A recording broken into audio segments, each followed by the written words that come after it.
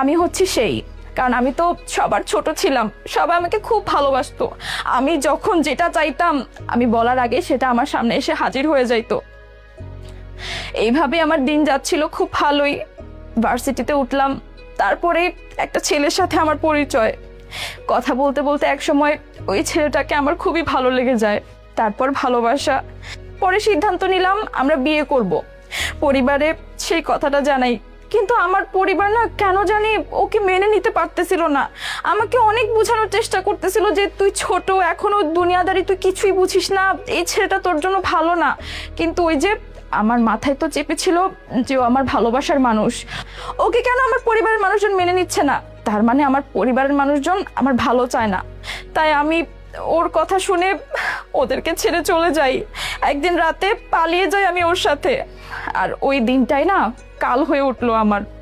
যেই দিন থেকে আমি ওর সাথে পালিয়ে গিয়েছি ওই দিন থেকে আমার উপর অত্যাচার শুরু হয়। কেন জানেন ম্যাডাম? কারণ ও তো জানতো আমি অনেক বড় লোকের মেয়ে, আর আমি বাড়ি থেকে পালানোর সময় অনেক গয়না গাটি টাকা পয়সা নিয়ে আসবো, কিন্তু আমি তো বাড়ি থেকে পালানোর সময় কিচ্ছু নিয়ে আসিনি। আর এটাই না ও মেনে নিতে পারেনি। ওই দিন থেকে শুরু হলো আমার উপর অত্যাচার। কথায় কথায় আমার গায়ে হাত তোলা, শুধু বারবার বলতো খালি হাতে কেন আসছিস, তোকে আমি বিয়ে করছি কেন। পরবর্তীতে এক সময় ওর অত্যাচার আমি আর সহ্য করতে না পেরে ওর কাছ থেকে আমি পালিয়ে চলে আসি।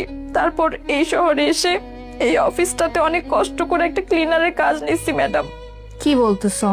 তোমার লাইফে এত কিছু ঘটে গেছে, তুমি একটা ছেলের কাছ থেকে এইভাবে চিট হইছো, তো তুমি তুমি তোমার পরিবারের কাছে কেন ফিরে যাও না? তুমি তোমার বড় বোনের কাছে কেন যাও না? অ্যাটলিস্ট তুমি তোমার বড় বোনের কাছে তো যেতে পারতে।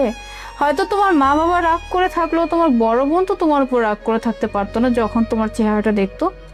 কি বলতেছেন ম্যাডাম? যেই পরিবারের মানুষজনকে আমি এত কষ্ট দিছি, তাদের এত অসম্মান করছি, আমি জানি। আমি চলে আসার পর এলাকার মানুষজন না জানি কত অপমান করছে।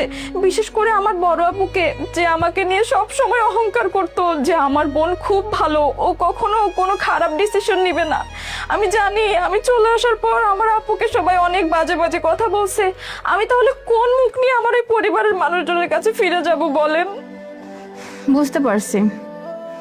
তো তোমাকে যদি আমি বলি যে তোমাকে আমি তোমার বড় বোনের কাছে নিয়ে যাব, তুমি কি যাবে?